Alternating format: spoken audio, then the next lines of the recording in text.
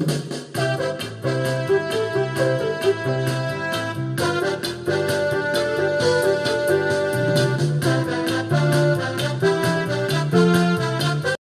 मुलांनो, तुमच्या आवडत्या संजय सरांच्या गोष्टींच्या शाळेत तुमचं मनपूर्वक स्वागत. मुलांनो, चांगलं वाईट आपल्या दृष्टीवर अवलंबून असतं.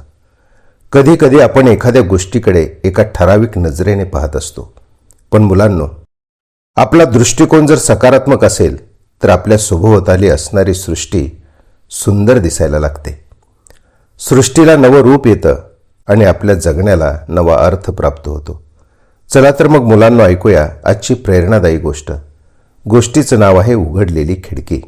मुलांनो, एका छोट्याशा गावात अरमान नावाचा एक मुलगा राहत होता. त्याचं घर म्हणजे एक टुमदार बंगलाच होता. त्या बंगल्यातल्या एका खोलीला एक फार मोठी खिडकी होती. पण अरमानला ती खिडकी अजिबात आवडत नव्हती. कारण खिडकीच्या बाहेर त्याला रोज एक जुनी झोपडी दिसायची. तो आईला नेहमी म्हणायचा, आई, ही खिडकी बंद ठेव ना, बाहेर पाहिलं तर काहीच सुंदर दिसत नाही.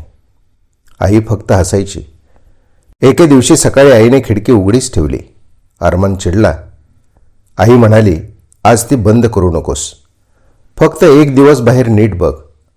अरमान इच्छा नसतानाही खिडकीजवळ बसला आणि काही वेळाने त्याला दिसलं, समोरच्या झोपडीजवळ एक आजोबा बसले होते. त्यांच्या हातात काही लाकडाचे तुकडे होते. आजोबा त्यातून छोटी छोटी सुंदर खेळणी बनवत होते. थोड्याच वेळात 2 मुलं तिथे आली. आजोबांनी त्यांना ती खेळणी दिली. 2 मुलांच्या चेहऱ्यावर आनंद पसरला. अरमान आश्चर्याने पाहत राहिला. दुसऱ्या दिवशी पुन्हा त्याने त्याच खिडकीतून पाहिलं. यावेळी एक मुलगी झाडांना पाणी घालताना दिसली. काही मुलं अभ्यास करताना दिसली. काही मुलं परिसर स्वच्छ करताना दिसली. अरमानच्या मनात प्रश्न निर्माण झाला.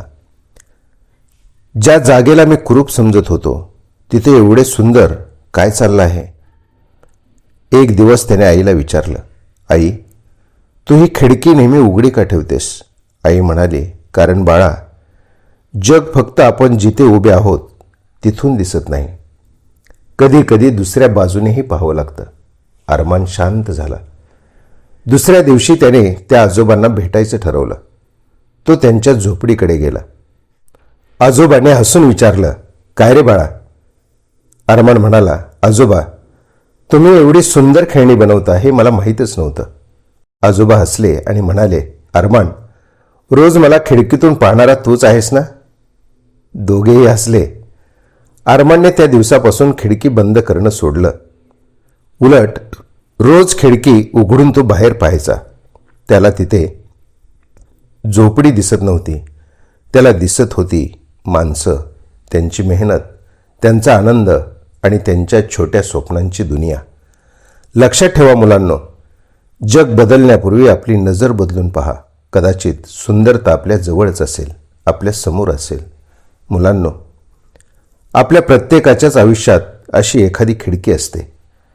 कधी ती घराची असते तर ती कधी मनाची असते आणि कधी कधी ती आपल्या विचारांची सुद्धा असते.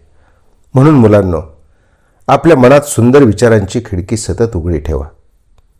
खिडकी उघडी ठेवली की बाहेरचं जग दिसतं, पण मनाची खिडकी उघडी ठेवली की माणसं दिसू लागतात. मुलांनो, गोष्टी संपतात, पण त्यातून मिळालेला विचार आयुष्यभर आपल्यासोबत राहतो. पुन्हा भेटू संजय सरांच्या गोष्टींच्या शाळेत. तोपर्यंत रोज एक गोष्ट, रोज एक नवा विचार आणि रोज एक चांगलं काम. धन्यवाद.